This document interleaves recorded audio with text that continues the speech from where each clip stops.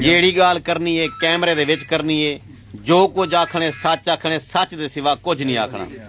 ਕਿੱਥੋਂ ਆਇਆ ਸੋਹਣਿਆ? मैं सर मुल्तानू आया। ਮੁਲਤਾਨੂ ਚੁੰਗੀ ਨੰਬਰ 8 ਚੁੰਗੀ ਨੰਬਰ 8 ਤੋਂ ਕੀ ਨਾਂ ਤੇਰਾ? मलिक फहीम ਓਏ ਚੁੱਪ ਓਏ। ਮੁਹੰਮਦ ਫਹੀਮ। जी। ਕਿਵੇਂ ਆਇਆ ਸੋਹਣਿਆ? गैंग्रीन कैंसर है एडे दे पे पैर ਹਾਂ डॉक्टर आखा एंगल कटी सी कट रही है जख्म सही कोई नहीं जेड़े वाले ਤੁਹਾਡੇ ਕੋਲ ਆਇਆ मैं। ਕਿੰਨਾ ਅਰਸਾ ਪਹਿਲੇ ਆਇਆ ਮੈਂ? ਤੁਹਾਡੇ ਕੋਲ मैं 13 दी पहले आया मैं। 13 ਦੀ ਪਹਿਲੇ? जी ਤੁਸੀਂ 15 दीवारा दाखिल 14वीं दीवार। ਠੀਕ ਹੈ। ਇਹ ਮੇਰਾ ਜ਼ਖਮ ਸੈੱਟ ਠੀਕ ਹੈ। ਜ਼ਖਮ ਛੁੱਟ ਗਿਆ ਹੈ? जी हां। ਇਹ ਐਂਗਲ ਬਿਲਕੁਲ ਕਾਲੀ ਹੈ ਹੁਣ ਇਹ ਅੱਧੀ ਕੁਲ ਜ਼ਿਆਦਾ ਖਤਮ ਥੀ ਗਈ ਥੋੜੀ ਰਹਿ ਗਈ ਹੈ ਕਾਲੀ। ਠੀਕ ਹੈ। ਅੰਗੂਠਾ ਬਿਲਕੁਲ ਕਾਲਾ ਆਈ ਪਿਆ ਡਾਕਟਰ ਆਖੇ ਕੱਟੀ ਸੀ।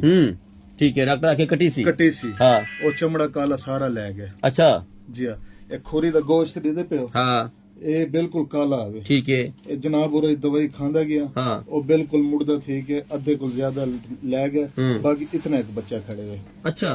डॉक्टर ने आखा ये एंगल कटी जी हुन एक कटी सी अंगूठा कटी सी तो खोरी पूरा प्यार इत्था तक तेरा खत्म थी वैसे। खत्म थी वैसे। लेकिन मैं तोड़े बच्चे को दुआ देना तो आपको दुआ देना। मेरे को मेरी घर वाली आदि पे 15 डी हाल ही नहीं था। मैं आखे कोई ना मैं भाई का शुक्र गुजार भी करे सा और उनको दुआवा भी दे सा कि मेरी तकलीफ इतनी है भाई मैं रात को उठ के अपने मुंह ते चाटा मरे ना मेरे निक्के रोने बाबा क्या थी गया दर्द होंदा इतना दर्द होंदा है हुन दर्द होंदे लेकिन बहुत घट होंदे बाकी जेड़ा इन्हें जख्म मेरे काफी सेट थी गया। मैं डाकदार बन गया। गैंग्रीन कैंसर का इलाज डाकदार बेहोश हो जाते हैं छुरा लेके फिर रहे होते हैं इथू कपूं के उथू कपूं हे कंगल कप की दी हाली रू नहीं रजा वल बई कपनी है मजाक है। आपका फोन नंबर क्या है? 0323 0323 551 551 96 96 ना की तेरा? मलिक फहीम उथे मुल्तान गिरजा रहना है? चुंगी नंबर 8 मोहल्ला निजामाबाद। मेरे पास है पड़ा गैंग्रीन कैंसर का इलाज। मैं क्यों ना बताऊं लोगों को?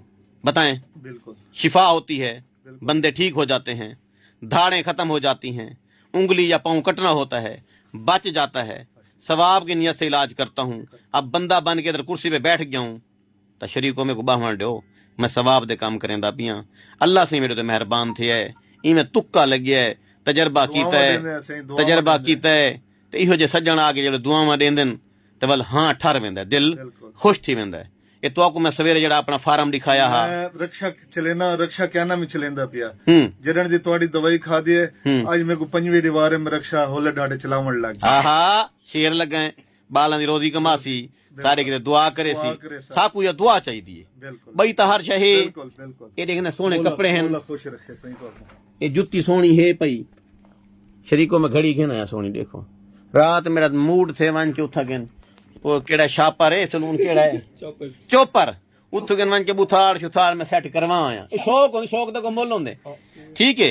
बाकी हर शे है पई हुन ढांडे खुट देन 100 मंझ थी गई है। इहो जे मरीजां ने जेड़े शिफा थई है वल ऐन मंझ खोलियन ते आके भाणे बध दित्ती ने उन्ना मंझी दा खीर आंदा है लंगर खाने दे विच लंगर खाना चलदा है बेशक 1000-2000 बंदे को रोटी मिलदी है चाह मिलदी है किवें से मिलदी है बिल्कुल तुसां जो आए वे तुहाडा टोकन कट्टण कोल पहले तुहाडे नाल क्या सलूक थी है?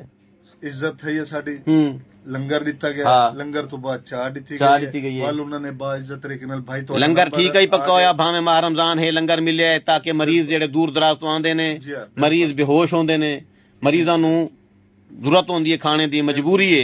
मैं लंगर खोलिया होया है अंदर प्राइवेसी पर्दे दे विच ताकि कोई मरीज आवे इत्थे आके बेहोश ना हो जावे उन्हें रोटी मिले क्योंकि होटल बंद ने मेरी मजबूरी है मैनू दवाखाने दे नाल होटल अपना मतलब लंगर खाना फ्री खोलना पिया है कि इनू जारी रखो 24 घंटे खुले बंद ना होवे अध रात नू बंदा आवे उन्हें खाना दो चाह मिलिए बिल्कुल चाह ये जी चाह मिलदी है ना जी चाह मिलदी है पत्तियां वाले पत्ती भेज देन खालिस खीर दी ट्रक्कां दे ट्रक खालिस खीर दी चाह खालिस खीर है तुहाडे मंझी जेने दित्ते होए ना उन्हां दा खीर है वेचण दे पाबंदी है।